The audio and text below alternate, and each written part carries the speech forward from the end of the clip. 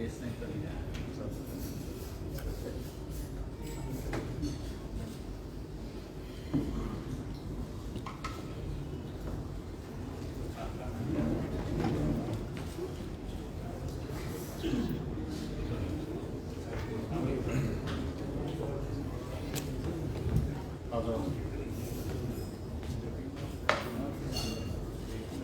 February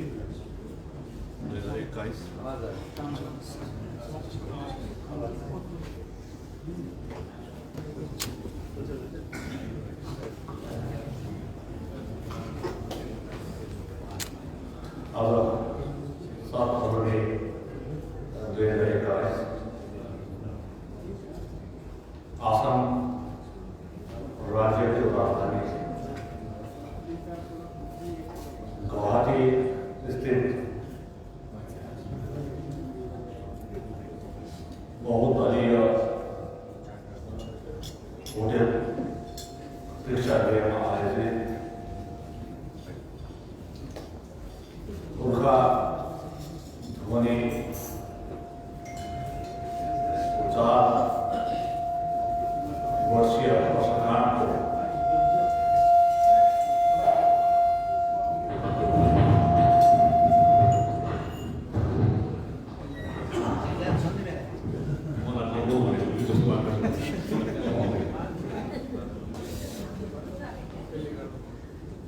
Gorkha ध्वनि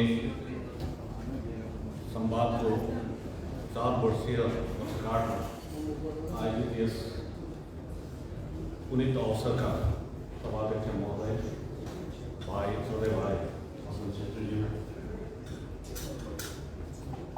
मेरा अति आदरणीय भाई प्रेम तामाङ ऑल आसम वर्तमान अध्यक्ष भाइ अरुण छेत्री, साथसाथै अहिले नाममा बोलाउनु पर्छ माफ गर्नु होला। मञ्चमा आसीन सामाजिक क्षेत्रका, प्रशासनिक क्षेत्रका विभिन्न विधाका अग्रज स्रष्टागण आजको यस पुनीत अवसरमा उपस्थित हुनुभएका उद्योग जगतका महान हस्तीहरू, साथसाथै मलाई एकदमै खुसी लाग्यो कि आज हाम्रो समाजमा यस्ता स्वास्थ्य विशेषज्ञ पनि उपस्थित हुनुभएको छ। उहाँलाई म सम्बोधन गर्न चाहन्छु। अनि सम्पूर्ण रूपले भन्न पर्दाखेरि आजको समावेश वर्तमान समाजमा जुन विधाहरू छन्, विधाका अग्रज व्यक्तित्वहरू उपस्थित छन्, उहाँहरू सम्पूर्णलाई हार्दिक आभार अनि गोर्खे अभिनन्दन गर्न चाहन्छु। सर्वप्रथम त म गोर्खा ध्वनिले आफ्नो 4 वर्ष कार्यकाल पूर्ण गरेर 5औं श्रेणीमा टेकिएकोमा हार्दिक बधाई, साथसाथै भविष्यका निम्ति म शुभेच्छा शुभकामना एवं भगवानसित प्रार्थना चाहन्छु कि गोर्खा ध्वनि भारतीय गोर्खाहरूको निम्ति एक उच्च स्तरीय संवाद बन्नेछ। यो आज म भगवानको प्रार्थना गर्न चाहन्छु।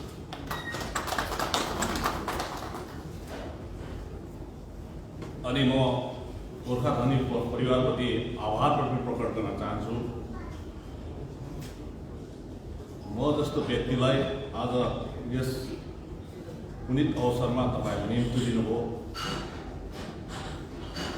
एउटा मायाले, एउटा आदरले, अनि एउटा रगतको साइनो सदा सर्वदा रगतको साइनो यथावत रहोस्। अनि हामीबाट पनि चाहन्छु।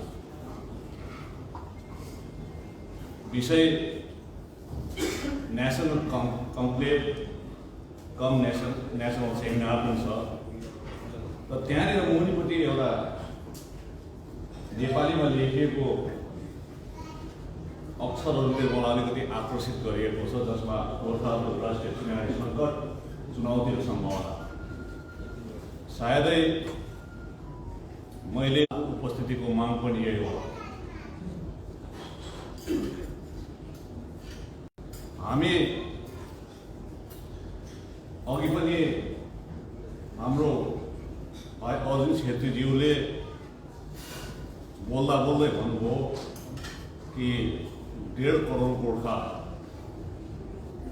आज हामी जहाँ पनि जाने गर्छौँ भारतमा, अनि साधारण गोर्खा समाजदेखि लिएर गोर्खा समाज अनि राजनीतिक दलका या गैर राजनीतिक दलका अग्रजहरूले हामी यही भन्छौँ किटान गरेर कि 1.5 करोड गोर्खा नै भन्छौँ।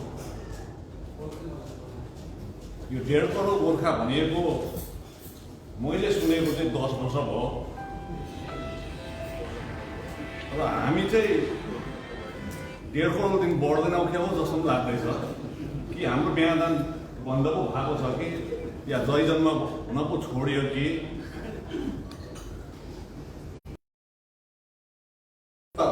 तपाईँलाई एउटा स्मरण गराउन चाहन्छु,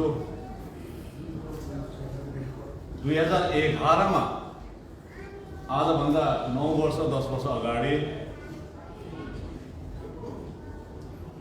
भारतमा एउटा सेन्सस भइएको थियो। अनि त्यो सेन्ससमा जुन रिपोर्ट हाम्रो जनसङ्ख्याको आएको छ, तर फेरि सेन्ससले कहाँबाट आएर फेरि 29 लाख देखाइँदैछ। र आजको गौहाटीको यो गोर्खा धौनीको 4थो वर्षगाँठमा सम्पूर्ण भारतीय गोर्खा समाजलाई म यो निवेदन गर्न चाहन्छु, जुन अध्ययन हामीले गऱ्यौँ, जुन चिन्तन गरेर जुन वर्णन गऱ्यौँ, किन हामी चाहिँ यहाँनिर एउटा प्रण गर्न चाहनुहोस्। सेन्सस जति बेला आइन्छ, सेन्सस आउँदाखेरि त्यहाँनिर एउटा फर्म दिएको हुन्छ। फर्ममा तपाईँको मातृभाषा, तपाईँको मदर टङ के हो भनेर लेखिन्छ। अनि त्यो मदर टङ जे लेखिन्छ गणना त्यहीँबाट सुरु हुन्छ। हामीले आफ्नो मातृभाषा नेपाली भाषा कमै लेख्ने गरेका छौँ। आज हामी जात जातमा फुटेका छौँ। आज तिम्रो मलाई आज सोध्यो भने तिम्रो मातृभाषा के हो भने मैले तामाङ देखाइदिन्छु, खसले खस देखाइदिन्छ, नेवारले नेवार लेखाइदिन्छ, गुरुङले गुरुङ लेखाइदिन्छ, लिम्बूले लिम्बू लेखाइदिन्छ, राईले राई लेखाइदिन्छ। अनि हामी जनसङ्ख्याको आधारमा सेन्ससमा परेका मूल कारण यो पनि आज तपाईँहरूलाई म यो निवेदन गर्न चाहन्छु, आउँदो सेन्ससमा हामीले एउटा अभियान चलाउँ। हामीले सबै समाजलाई भनौँ 1.5 करोडबाट बढेर 3 करोड हुनु छ भने जाति गोर्खा हौँ। तर हाम्रो आमाले गर्वबाट सिकाएको भाषा हाम्रो नेपाली हो। हामी जात जात आज हामी टुक्रिँदै जाँदैछौँ, जोडिनुपर्छ। योभन्दा अगाडिको सेसनमा केही कुरा उठ्यो होला, त्यो मैले सुन्न पाइनँ। अनि समय पनि मलाई बेलुकीको दिएकोले गर्दाखेरि बेलुकै सेसनमा आउनु पर्यो। पहिलो सेसनमा आएर तपाईँ एउटा श्रोताको हैसियतले बसिदिनु हुन्छ भने पनि म आउँथेँ, दिनभरि बसिरहनु होटेलमा भन्दाखेरि। किन जति अरूकोबाट सुन्नु पनि ज्ञान हो। मै मात्रै जान्दैछु भनेर पनि भयो भन्दा अरूकोबाट पनि सुन्नुपर्छ। तथापि म आज दोस्रो कुरो यहाँबाट भनेर जान चाहन्छु, किनभने भोलि बिहानै म प्रस्थान पनि हुनुपर्छ दार्जिलिङतिर। आज हामीले केही मुद्दाहरू उठाउँदाखेरि या हाम्रो केही विषयवस्तु इस्युजहरूलाई अगाडि लाँदाखेरि अघि पनि भन्नुहुँदै थियो भाइहरूले कि हाम्रोमा विभ्रान्ति आइहाल्छ र हामीमा फुटिहाल्छौँ हामी। भारतीय परिप्रेक्ष्यमा भन्नु हो भने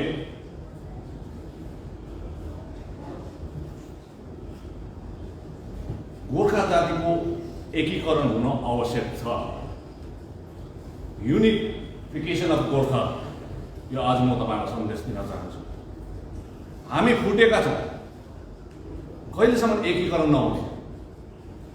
हुनसक्छ हाम्रो आइडियोलोजी भिन्दै भिन्दै होला, प्रिन्सिपल पनि भिन्दै भिन्दै होला, तर जब मुद्दा आउँछ त्यति बेला जाति मात्रै होइन, लिडरको पनि युनिफिकेसन हुनुपर्छ, एकीकरण हुनुपर्छ। यो अहिलेको माग होइन। कुनै समय हामी पनि चाइना छोडेर हुन्छौँ, भारत नत्र विलुप्त भएर जान सक्छ।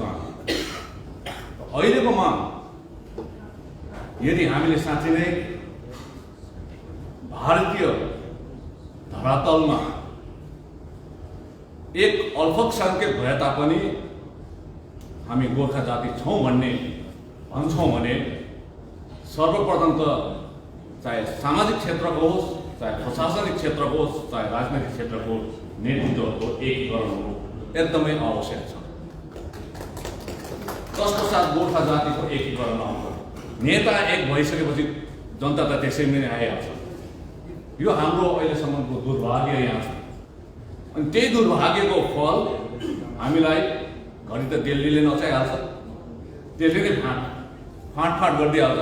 हामी छिटो टुक्रिनुमा छिटो छौँ, जोडिनुमा ढिलो छौँ। फेरि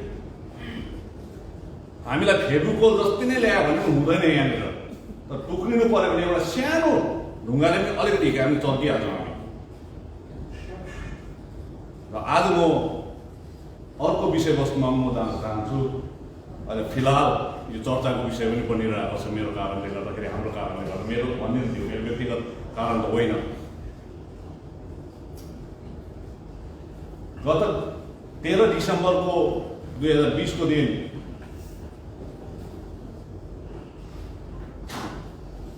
दार्जिलिङको सुकुनाको खेल मैदानमा एक विराट जनसभा भएको थियो, जनभेला भएको थियो।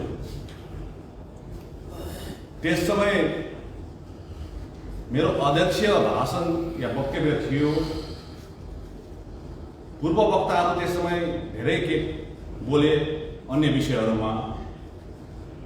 अन्तमा मेरो वक्तव्य राख्नु थियो। हुन त मेरो वक्तव्य 20 मिनटको मात्रै थियो, सायद मेरो राजनीतिक जीवनमा सबभन्दा छोटो वक्तव्य नै त्यही होला। अहिले पनि मैले सञ्जीव भाइलाई सोधेँ, दाजुको भाइ कति मिनट दिएको मलाई भनेर सोध्नु भने, र उहाँले गोर्खा जस्तो भाइले भन्नुभयो। अब यसको निम्ति पनि धन्यवाद।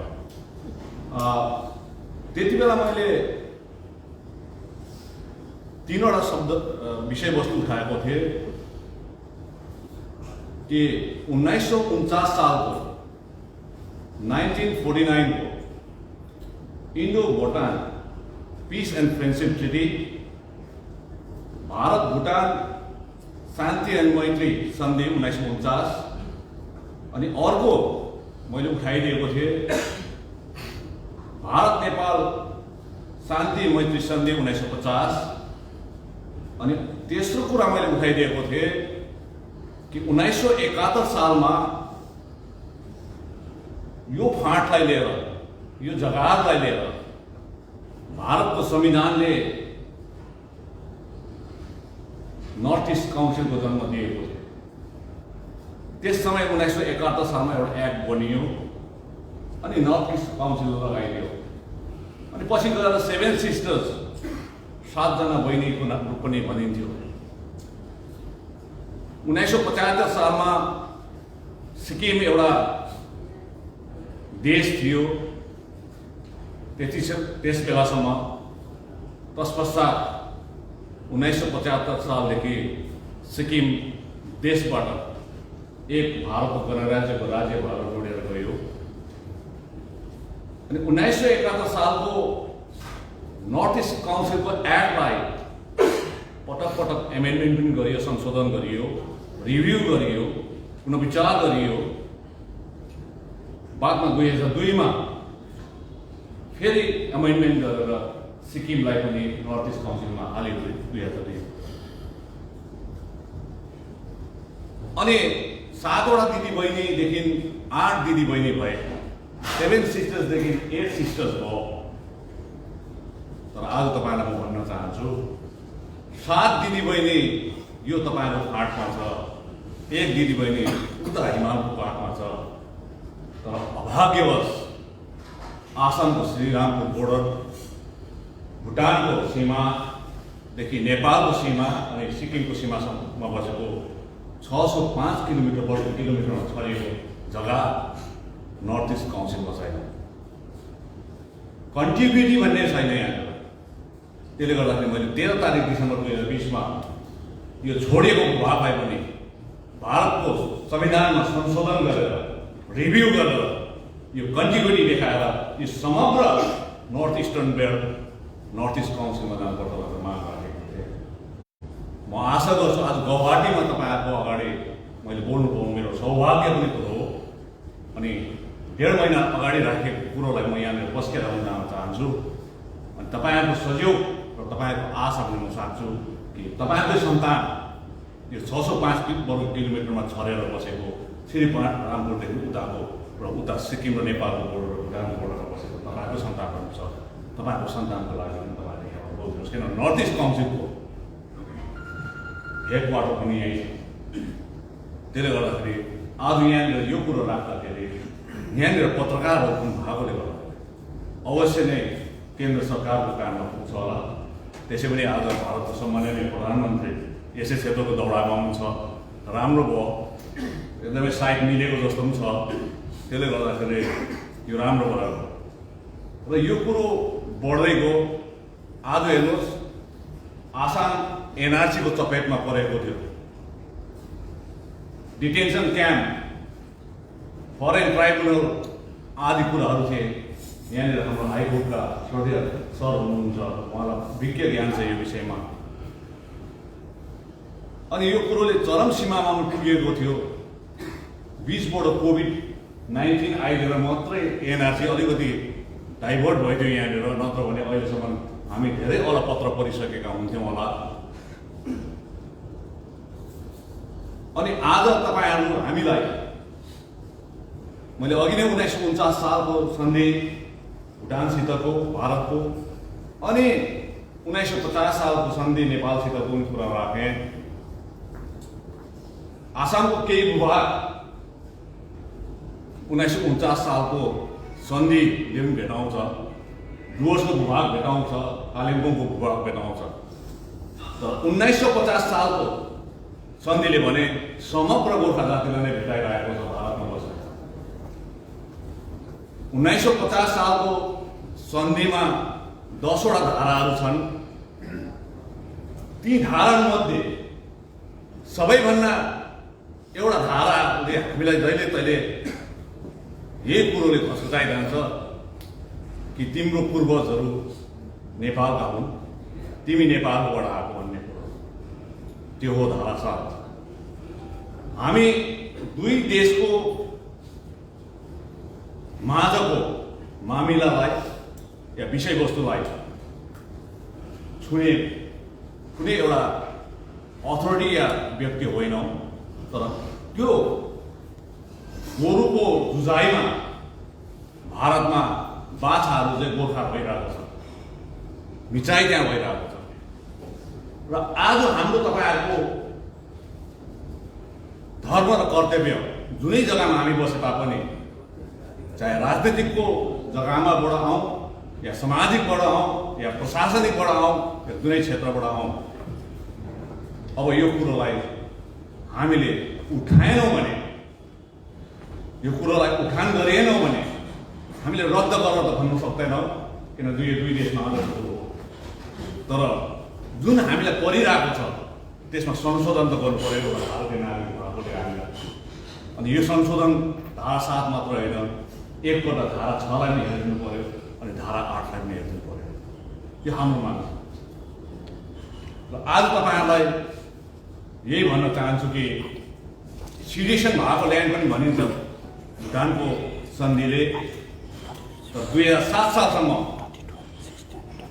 भुटानलाई भारत सरकारले एउटा वर्षेनी अनुदान दिइरहेको थियो। 2007 सालदेखि मात्रै बन्द भयो र अहिले एउटा इकोनोमिक प्याकेज भनेर पैसा दिँदैछ भुटानलाई र हामीलाई चाहिँ त्यहाँबाट हामीले लिज दिएको छैनौँ भन्ने पक्काले जाँदैछ र यो कुरोहरू छ र तपाईलाई पनि जनाइदिए र विशेष गरेर अस्ति भर्खरै मात्र मैले 1 तारिक फरवरीको दिन दार्जिलिङबाट एउटा पत्रकार सम्मेलन ठुलो पत्रकार सम्मेलनबाट सर्वभारतीय स्तरमा एउटा कुरो राखेको थियो। त्योभन्दा अगाडि मैले 16 तारिक जनवरीको दिन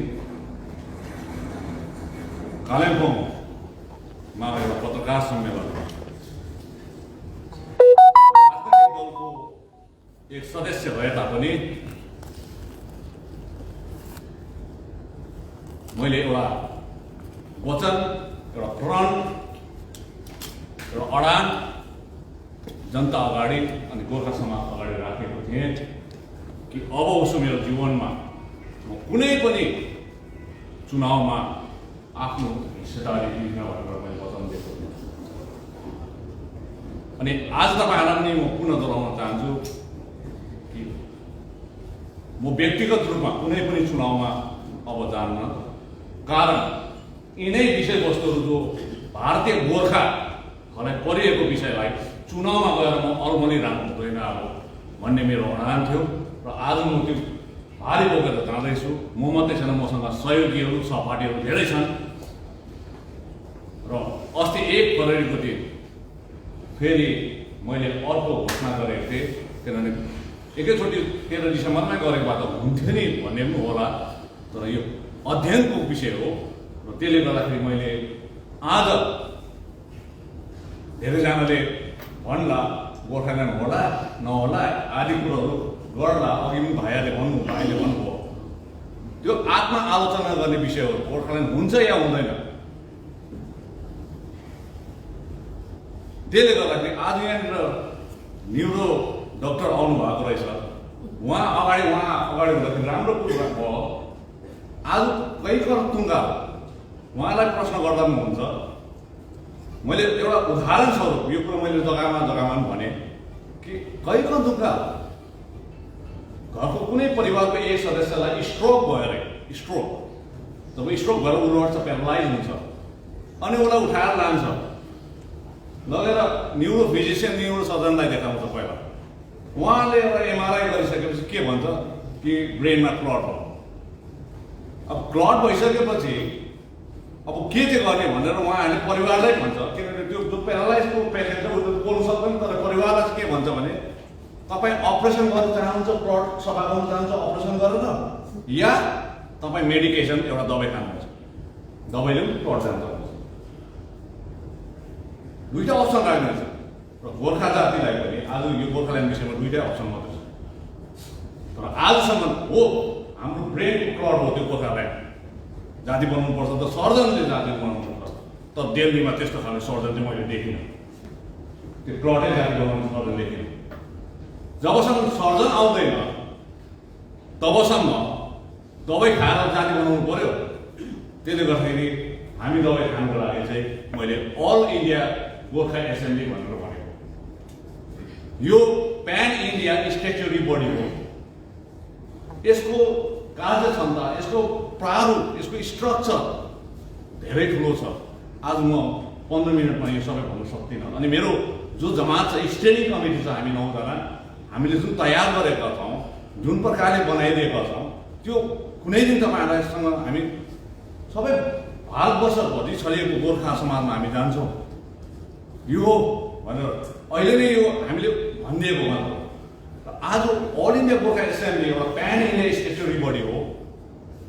यसमा तपाईँले मान्नुहोस्, आज भारतको 22 वटा राज्यमा, अरू राज्यमा त भन्दिनँ, 22 वटा राज्यमा हाम्रो गोर्खाहरू छन्।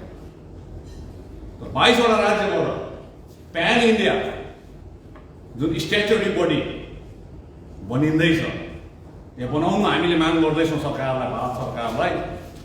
अल इन्डिया गोर्खा एसेम्ब्ली भनेर इलेक्टेड पाराले आओस्, प्रत्येक राज्यबाट गोर्खा रिप्रेजेन्टेटिभहरू आओस्। उनीहरूले गोर्खाको हित, गोर्खाको रक्षा, गोर्खाको सुरक्षा, गोर्खाको चिनारी, गोर्खाको भलाइ हेर्नको निम्ति बनिएको हुनुपर्छ यो। र आज यो प्रारूप र स्ट्रक्चर र यसको पावर र फङ्सन के छ त्यो आउँदो दिनहरूमा हामी भव्य रूपमा एउटा ठुलो प्रकारले एउटा सेमिनार हामी गौहाटीमा पनि गर्दैछौँ सम्पूर्ण उत्तरपूर्वी राज्यलाई लिएर। त्यसमा यसका विशेषज्ञहरू आएर हजुरहरूलाई जनाउनेछ, बताउनेछ यसको प्रारूपहरू, यसको उद्देश्य, यसले कानुनी कार्यक्षमता। तत्पश्चात हामी दिल्लीमा पनि गर्दैछौँ, उत्तराखण्ड र हिमाचल प्रदेशमा पनि गर्दैछौँ। जहाँ जहाँ गोर्खाहरू छन् हामी जाँदैछौँ। चुनाव आउँछ जान्छ, आसाममा पनि चुनाव आउँदैछ, बङ्गालमा पनि आउँदैछ, चुनाव आउँछ जान्छ। तर हाम्रो यो मागलाई लिएर हामी अविरल गतिमा हामी बढिरहेको छौँ। अनि सबैलाई सुनाइसकेपछि उहाँहरूबाट पनि तपाईँहरूबाट पनि यो विषयमा हामी जान्न चाहन्छौँ। तपाईँहरूको पनि सुझाव, सल्लाह, यसलाई यसो गर्दा हुँदैन भनेर कम्प्लिट जब 22वटा राज्यको गोर्खाहरूको प्रतिनिधिले हामीलाई बताउँछ, तत्पश्चात एउटा दस्तावेज बनाएर हामी भारत सरकारलाई बुझाइदिएको हुन्छौँ। हेर्नुहोस्, त्यसले गर्दाखेरि आज तपाईँहरू नम्र निवेदन गर्न चाहन्छौँ कि यो विषयमा चाँडै नै हामी गौहाटीमा एउटा कार्य गोष्ठी गर्दैछौँ। अनि त्यसमा तपाईँहरूको नेतृत्वहरू सबै आइदिनुहोस्, बुझिदिनुहोस्। यदि ठिक लाग्यो भने ठिक लाग्यो भनिदिनुहोस्, ठिक लागेन भने ठिक लागेन भनिदिनुहोस्। तर हाम्रो चिनारीको जब प्रश्न छ, जब यो चिनारी नै सङ्कटमा परेको छ भने अब त्यो सङ्कटमै वातावरणबाट चाहिँ हामीले एक स्टेप माथि जानको लागि चाहिँ यो बाहेक अर्को विचार चाहिँ सायद उपयुक्त नहोला जस्तो हामीलाई लागेको छ। र यो तपाईँहरूलाई अगाडि राखेँ र विशेष गरेर तपाईँलाई यही भन्न चाहन्छु कि अब एउटा भारतमा एउटा राजनैतिक मानसिकता, मैले यो कुरो बारम्बार अस्ति कालिम्पोङबाट पनि भने, दार्जिलिङबाट पनि भने, अचम्मको कुरो छ। स्वर्गीय गम्बरसिंह गुरुङ बाउले जब 1943 सालमा आसाम भ्रमण गएपछि यही कुरोहरू जताइदिएको थिए जुन आज पनि पुगिरहेको छ कि हामीलाई देख्ने आँखा, हेर्ने आँखा अर्कै छ। हामी लड्यौँ, लडाउँछ, हामीलाई यहाँ केही साह्रो पऱ्यो भने गोर्खै भन्छ,